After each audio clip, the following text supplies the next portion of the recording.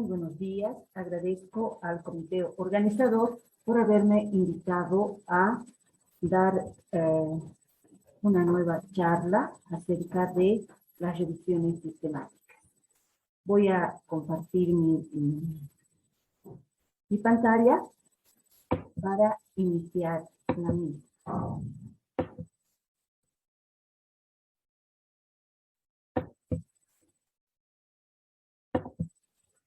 Bueno, el tema de hoy es qué es y cómo realizar una revisión sistemática. Antes de iniciar como tal el tema, pues quisiera leerles un relato, ¿no?, que les va a dar una idea más clara acerca de la importancia de las revisiones sistemáticas. Y este relato lo he encontrado en un paper, ¿no?, sobre revisiones sistemáticas de Ignacio Ferreira González. Y dice así: has finalizado una semana agotadora. Al final de la semana te sientes tranquilo y reflexionas sobre las decisiones que has tenido que tomar. Entre otras, has indicado una intervención quirúrgica, por ejemplo. Aunque estás razonablemente convencido de que tus decisiones se basaron en la mejor evidencia disponible, la duda te asalta. ¿Te habrá publicado algún estudio que ponga en cuestión mis decisiones?, te preguntas. Diferentes estudios sobre la misma intervención pueden discrepar en los resultados. Lo cierto es que en los últimos meses no has tenido mucho tiempo para leer. Te das cuenta de que para despejar tus dudas necesitas rápidamente una síntesis concisa, actualizada y rigurosa sobre la mejor evidencia disponible en las decisiones que tuviste que tomar. Dicho de otra manera, necesitas una revisión sistemática.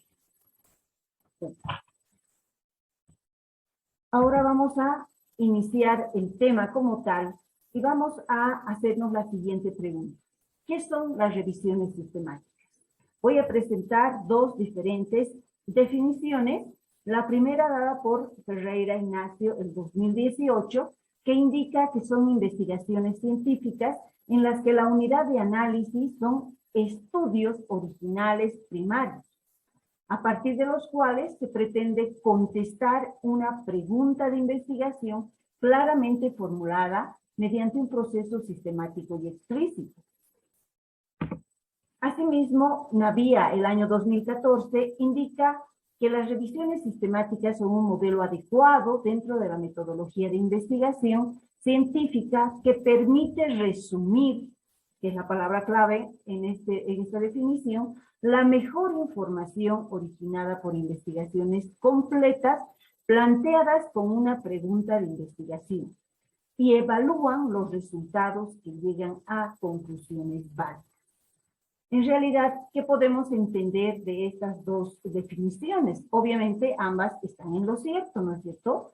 Que las revisiones sistemáticas, podríamos decir, que son investigaciones científicas, ¿no es cierto?, que analizan o estudian toda la información publicada sobre un determinado tema, ¿no es cierto?, y resumen la mejor información que se haya publicado sobre este tema y, como dice Navia, evalúan los resultados y llegan a conclusiones válidas, ¿no es cierto? Entonces, hay dos tipos de revisiones sistemáticas. Cuando no hay un análisis estadístico de los datos, ¿no es cierto?, de los diferentes estudios que están en análisis, solamente presentan una síntesis de la información. En este caso, la revisión sistemática se denomina revisión sistemática cualitativa. Pero cuando se usan métodos estadísticos para combinar los resultados de los diferentes estudios, entonces se denomina metaanálisis. En realidad, cuando se logra realizar un metaanálisis, este nos da una síntesis de los resultados y realmente nos lleva a pensar y a facilitar la comprensión de estos resultados, los más válidos, nos acerca mucho más a la verdad acerca de una pregunta que hemos obtenido. Además, como el metaanálisis realmente combina los datos o resultados de los diferentes estudios, ¿no es cierto? Entonces, realmente puede hacerlo de manera global, pero también lo puede hacer paciente por paciente. Cuando se hace esto de extraer los datos de paciente por paciente, entonces se denomina que es un patrón de referencia dentro de las revisiones sistemáticas.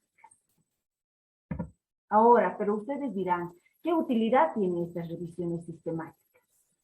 Sintetizan o resumen resultados de investigaciones primarias y lo más importante, limitando el sesgo y el error aleatorio, ¿no es cierto?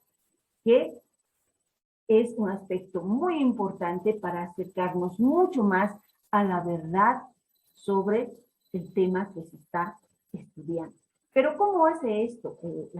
Las revisiones sistemáticas utilizan diferentes estrategias, ¿no? Entonces, por ejemplo, lo que se hace es primero una búsqueda sistemática y exhaustiva de todos los artículos potencialmente relevantes sobre el tema que estamos estudiando o la pregunta que se ha formulado, ¿ya? Posteriormente se hace una selección mediante criterios explícitos y reproducibles, ¿no?, de los artículos que han sido incluidos en la revisión sistemática. Luego se pasa a la descripción del diseño y la ejecución de los estudios originales para realizar la síntesis de los datos y finalmente la interpretación de los resultados.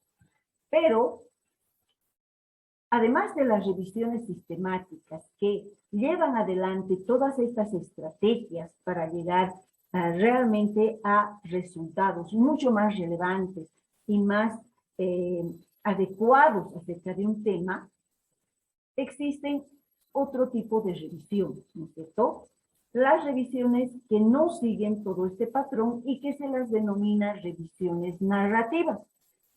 Nos parece importante que nosotros podamos diferenciar entre una revisión narrativa y una revisión sistemática. Entonces aquí en esta tabla les muestro las diferencias entre estos dos tipos de revisión. Por ejemplo, en cuanto a la pregunta de interés, la revisión narrativa es no estructurada y no específica su pregunta. En cambio, la revisión sistemática tiene una pregunta muy bien estructurada y principalmente muy bien delimitada. En cuanto a la búsqueda de los artículos y sus fuentes, la revisión narrativa es no detallada y no sistemática, ¿no es cierto? En cambio, la revisión sistemática hace una búsqueda estructurada y explícita de cada uno de los artículos que incluyen dentro de su revisión. En cuanto a la selección de artículos de interés, en la revisión narrativa es no detallada y no reproducible, por lo tanto. Sin embargo, la revisión sistemática hace una selección basada en criterios explícitos uniformemente aplicados a todos los artículos. Ahora, la evaluación de la calidad de la información en la revisión narrativa está ausente y en la revisión sistemática es estructurada y explícita. ¿Qué quiere decir que sea explícita? Quiere decir que tiene que estar muy bien explicada en el artículo que se quiera que se escriba con esta revisión sistemática y se quiera publicar. En cuanto a la síntesis, en la revisión narrativa es un resumen cualitativo. En cambio, en la revisión sistemática hay un resumen cualitativo y cuantitativo también. Y las inferencias. En la revisión narrativa a veces está basada en la evidencia y normalmente está basada en la evidencia en la revisión sistemática. Entonces nosotros tenemos que poder diferenciar estas dos tipos de revisiones que se presentan en las publicaciones y en la literatura. Bueno, entonces la revisión sistemática como tal tiene varias etapas que cumplir para su elaboración. En primer lugar, se hace una pregunta de investigación. Luego se pasa a una estrategia de búsqueda, ¿no es cierto? Luego se hace la búsqueda misma en la literatura para llegar a una selección de los estudios que van a ser considerados para la revisión sistemática. Posteriormente, la extracción de los datos, ¿no es cierto? La evaluación de la calidad metodológica, que es muy importante, el resumen de los datos, la evaluación de las evidencias y finalmente la redacción y publicación. Entonces, todas estas etapas que están nombradas aquí, que como ustedes ven son varias realmente, tienen que ser primero escritas y explicadas en un protocolo de investigación, donde se explique y se escriba exactamente cómo se va a llevar la revisión bibliográfica, que vaya guiando a los investigadores que quieren hacer una revisión sobre un determinado tema. Aquí en la parte final les muestro un link que les puede servir para que ustedes revisen el handbook de revisiones sistemáticas proporcionado por Cochrane. Si ustedes gustan, pueden revisarlo, ¿no es cierto? Porque ustedes saben que Cochrane es una biblioteca virtual especialista en revisiones sistemáticas que son muy útiles, especialmente en el campo de la medicina. Ahora vamos a ir desglosando cada una de las etapas para ir explicando realmente cómo se lleva adelante las etapas de las revisiones sistemáticas. Primero se realiza la definición de la pregunta. En realidad, este aspecto llega a ser realmente importante y crucial, ¿no es cierto? Tenemos que tomar en cuenta para formular nuestra pregunta la población específica y el contexto, es uno de los aspectos importantes. ¿Qué quiere decir esto? Tenemos que definir, por ejemplo, el grupo etario en el que vamos a trabajar y que tiene que entrar en nuestra pregunta. ¿Qué condición de ingreso al hospital han tenido los pacientes, por ejemplo, ¿no es cierto? Luego pasamos a la exposición del interés. Aquí, en realidad, es el punto que se va a estudiar en la revisión sistemática, ¿no es cierto? Que en este caso podría ser, por ejemplo, un factor de riesgo para contraer una determinada patología, una intervención, un tratamiento de una determinada enfermedad, etc. Y finalmente, los eventos de interés. Tenemos que tomar en cuenta qué aspectos pueden llegar a coadyuvar, la exposición del interés, ¿no es cierto? Que puede ser la incidencia, la prevalencia, la mortalidad, etc., ¿no? Para una mejor comprensión vamos a tomar un ejemplo, que como tema tenemos el tratamiento de la enfermedad de Chagas. Podríamos indicar nuestra población específica, indicando que vamos a tomar en cuenta niños menores de 15 años con diagnóstico serológico positivo para la enfermedad de Chagas. Esa sería nuestra población específica, ¿no? La exposición de interés podría ser que haya sido sometido a tratamiento medicamentoso. Y finalmente, ¿no es cierto?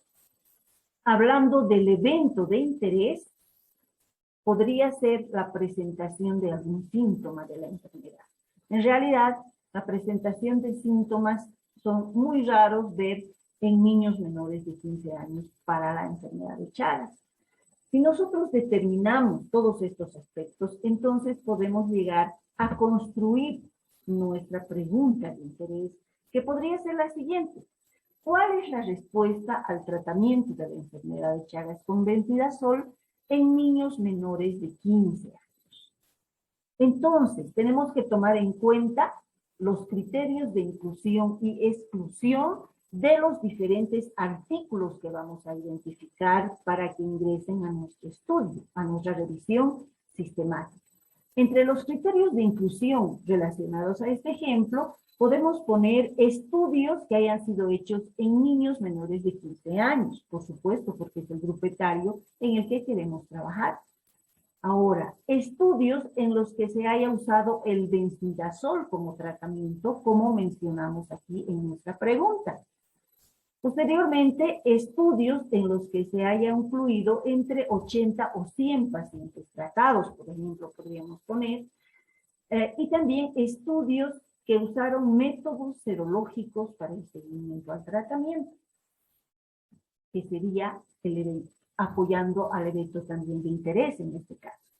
Entre los criterios de exclusión podríamos poner estudios con alto porcentaje de pacientes que abandonaron el tratamiento y estudios que trataron a los pacientes con otro medicamento que también podrían ser excluidos. ¿No es cierto? Una vez que tenemos planteada nuestra pregunta de interés de la revisión sistemática, pues podemos ir yendo hacia las siguientes etapas. Siempre asalta una duda. ¿Realmente es específica nuestra pregunta? Pero ¿qué es lo más importante? Es que nuestra pregunta tenga relevancia clínica. Yendo a las siguientes etapas, entramos a lo que es la estrategia de búsqueda, ¿no? Y posteriormente la búsqueda como tal de los artículos en la literatura. Primero tenemos que hacer una identificación de los artículos, ¿no es cierto? Para esto debemos tomar dos importantes decisiones. Una que es la decisión sobre el idioma y otra que es la decisión sobre las fuentes de obtención de estos artículos, ¿no? En cuanto a la decisión sobre el idioma, es importante plantearse y además escribirlo claramente en el protocolo, si vamos a buscar artículos en diferentes idiomas o solamente en inglés, por ejemplo, o podría ser en nuestro idioma, ¿no? Sin embargo, hay aspectos importantes que hay que tomar en cuenta. Muchas veces podríamos pensar que, bueno, gran parte de los artículos están publicados en inglés y que si tomamos los artículos en inglés, pues sería suficiente. Sin embargo, hay que tener en cuenta de que esto nos daría un cierto sesgo, ¿no? En nuestro trabajo. Porque podríamos tener artículos en otros idiomas que, bueno, enriquezcan nuestros resultados, que además se contrapongan, digamos, a los resultados normalmente publicados, ¿cierto? Entonces, una de las estrategias muy importantes es buscar artículos relacionados en los diferentes idiomas, ¿no? Para tener toda la publicación, toda la información que pueda ingresar en nuestro estudio. Otra cosa importante es decidir cómo vamos a buscar. Definir las palabras claves para buscar los estudios. Otra decisión es la fuente de obtención. ¿Dónde vamos a ir a buscar? Ahora lo que se tiende mucho más a hacer, por supuesto, es buscar en las bibliotecas virtuales, ¿no es cierto? Donde posiblemente tengamos acceso a casi toda la información publicada en revistas indexadas, en revistas médicas, etc. ¿No es cierto? Sin embargo, hay que también tener en cuenta que en las publicaciones grises que se llama, ¿no? La información gris, que son datos que se obtienen a través de congresos, a través de tesis de las diferentes universidades, etcétera. También podríamos, en esta literatura gris, encontrar algunos datos de interés, ¿no es cierto? Y de esta manera también estaríamos reduciendo el sesgo en nuestra revisión sistemática. Entonces, todos estos aspectos tienen que estar muy bien explicados en nuestro protocolo de investigación. Posteriormente a esto vamos a pasar a lo que es la selección misma, ¿no? Una vez que hayamos hecho la identificación, hayamos hecho la búsqueda de nuestros artículos en relación a nuestro tema, ¿no es cierto? Vamos a pasar a la etapa de la selección de los artículos. En realidad vamos a definir con esta selección cuáles artículos realmente van a entrar en nuestra revisión sistemática. Para eso tenemos primero que aplicar los criterios de inclusión y exclusión, que es lo normal en este caso, ¿no es cierto? Y luego evaluar la concordancia en la selección de los estudios. Esta parte realmente es muy importante y crucial, ¿no? Para nuestro trabajo. Es por eso que en realidad en muchos casos se ha definido realizar una hoja de selección en los diferentes estudios, ¿no es cierto? Además, que la selección sea hecha por dos diferentes investigadores de manera independiente, ¿no? Y posteriormente podemos ya evaluar la concordancia en la selección de estos estudios.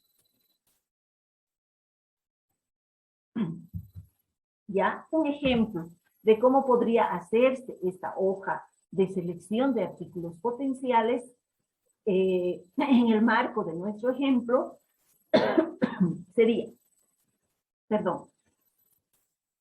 esta hoja, en la que tendríamos la referencia del estudio, ¿no es cierto? Que la podemos colocar aquí, el tema mismo, el nivel de selección. Estamos para seleccionar revisando títulos, el resumen o el texto completo, ¿no? Luego están anotados los criterios de selección. Por ejemplo, en cuanto a los pacientes, hacernos diferentes preguntas. ¿Se estudia a pacientes que fueron tratados con dexamethasona para Chagas? ¿Sí o no? Una segunda pregunta, ¿se incluye pacientes mayores de 15 años? ¿Sí o no? En cuanto al control, ¿el seguimiento al tratamiento se hizo con pruebas serológicas? ¿Sí o no? Y quizás podríamos poner muchísimas más preguntas, ¿no es cierto? En cuanto a los eventos, ¿todos los pacientes concluyeron el tratamiento? ¿Sí o no? ¿Y cuál sería la acción que tiene que realizar este revisor o seleccionador? ¿No? Aquí indica claramente, incluir solo en caso de que todas las respuestas hayan sido sí, ¿no? Pero podríamos también poner, no sé, incluir si 3 preguntas han sido sí, ya se los puede incluir. Todo depende de cómo nosotros planteemos nuestro trabajo. Y finalmente, se tiene que realizar o poner una marca en incluir, excluir o dudoso, ¿no? Todos estos aspectos son muy importantes porque incluso posteriormente a esto se tendría que utilizar un estadístico, ¿no es cierto? Como por ejemplo el índice kappa podría utilizarse para ver la concordancia entre los dos revisores. Y si hay mucha discordancia, por ejemplo, entonces se tendría que nombrar un tercer investigador que defina las inclusiones y las exclusiones de los artículos. Como podrán ver, entonces, en una revisión sistemática, todos estos aspectos y estos procesos tienen que ser muy bien detallados y muy bien seguidos, digamos así, porque van a ingresar en la explicación dentro del artículo de la revisión. Posteriormente se pasa a la extracción de los datos, ¿no?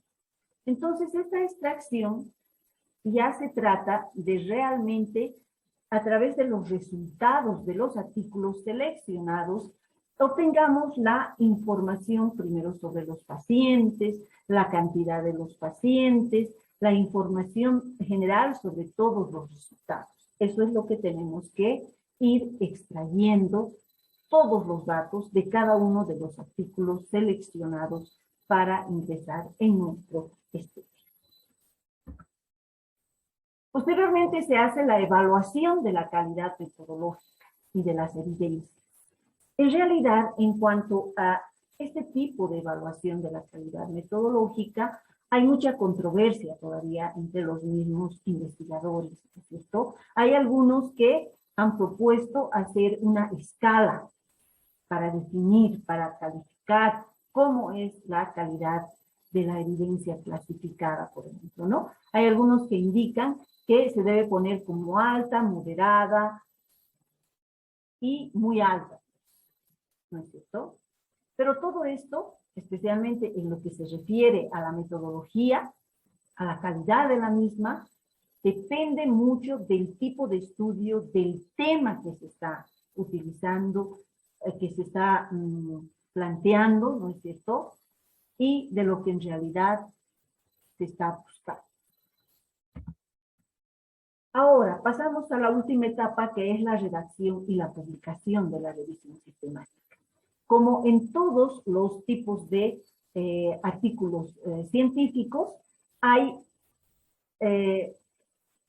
existen los expertos que han determinado qué cosas y cómo se debe llevar adelante una redacción y una publicación, en este caso de una revisión sistemática. Aquí les muestro lo que indica Prisma, ¿no es cierto? Y aquí podemos ver que hay un checklist cuando se quiere escribir una revisión sistemática. Aquí indica cómo tiene que ser cada uno de los tópicos que va a tocar la revisión sistemática. Por ejemplo, cómo tiene que ser el título. Aquí dice identificar el reporte como una revisión sistemática, metaanálisis o ambos. Luego, cómo tiene que ser el resumen estructurado. ¿Qué tiene que ir en el resumen? Proveer un resumen estructurado incluyendo la aplicabilidad, el background, los objetivos, la fuente de datos, los criterios del estudio de elegibilidad de los artículos, ¿no es cierto? La síntesis de la metodología, los resultados, las limitaciones, las conclusiones, las aplicaciones de los hallazgos. Todos estos aspectos tienen que entrar dentro del resumen. Y así en cada uno de los puntos que se deben desarrollar. La introducción, los objetivos, tienen que ser totalmente explicados, ¿no es cierto?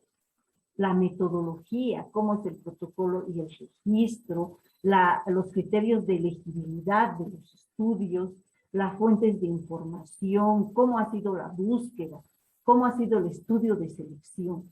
Entonces, como ustedes verán, realmente, si nosotros queremos escribir una revisión sistemática, tendríamos que cumplir con todos estos aspectos para poder someter a una revista, ya que esta va a ser revisada, ¿no es cierto?, por expertos. Aquí les muestro una revisión sistemática, ¿no es cierto?, como ejemplo, en la cual, como ustedes pueden ver, dice aquí en su título, revisión sistemática con metaanálisis sobre la precisión de los test de diagnóstico para el COVID-19. Y aquí ustedes pueden ver que hay un esquema de flujo, ¿no es cierto?, donde nos muestra y nos explica cada una de las etapas. Por ejemplo, en la etapa de la identificación de la revisión, ellos han decidido identificar los artículos en dos bibliotecas virtuales importantes, como son el PubMed y el Scopus. Incluso indican qué cantidad de artículos han encontrado en cada una de estas bibliotecas. Pasando a lo que es el screening de los artículos recolectados, ¿no es cierto?, nos indica que han sido removidos los artículos duplicados en un número de 1089. O sea, se llega al detalle de decir incluso cuántos hemos encontrado, cuántos hemos removido y, por ejemplo, aquí dice cuántos también han sido excluidos en este paso, ¿no?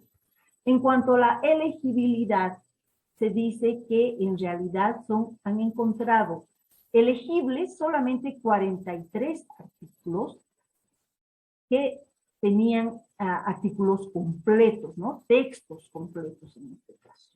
Y aquí explica con el número de los artículos cuáles han sido las razones de la exclusión, ¿no? Por ejemplo, dice aquí que 17 artículos han sido excluidos por el diseño del estudio. 22 artículos aquí porque se trataba de otras enfermedades. 14 artículos tenían falta de datos y 2 artículos por el idioma, ¿no? Y finalmente, como indica aquí, ¿qué número de artículos han sido realmente incluidos? Aquí dice, han sido incluidos 16 artículos para la revisión sistemática y solamente 14 para realizar el metaanálisis. Entonces, como ustedes pueden ver, realmente tiene que estar muy bien explicado cómo todo el proceso de la elegibilidad de los artículos para que entre al estudio de la revisión sistemática. Aquí en esta tabla, por ejemplo, se puede observar que ellos también nos muestran todos los datos de los artículos incluidos. Por ejemplo, el estudio, dice aquí, está mostrando el año de publicación y incluso los autores, ¿no es cierto? El país de donde vienen estos artículos, el número de muestras que tenía cada uno de los artículos seleccionados, ¿no? El número de muestras de control también, cuáles son las referencias del método, ¿no? En este caso, de los test diagnósticos para el COVID-19, ¿no es cierto? ¿Cuál es el método evaluado? ¿Cuál es el tipo de muestra en cada uno de los artículos? Por ejemplo, aquí hay imagen de pecho, sangre entera, aspirado nasofaringio, hay también saliva, esputo, plasma, orina, heces, etcétera. Está detallado exactamente qué tipo de muestras han utilizado cada uno de estos artículos. Y aquí nos muestran algunos gráficos que muestran los resultados de toda la investigación en este caso. Muchísimas gracias. Esto es todo lo que les quería mostrar en este momento y espero que les sirva esta información, que ustedes encuentren que han aprendido realmente de qué se trata la investigación, la revisión sistemática. Muchas gracias.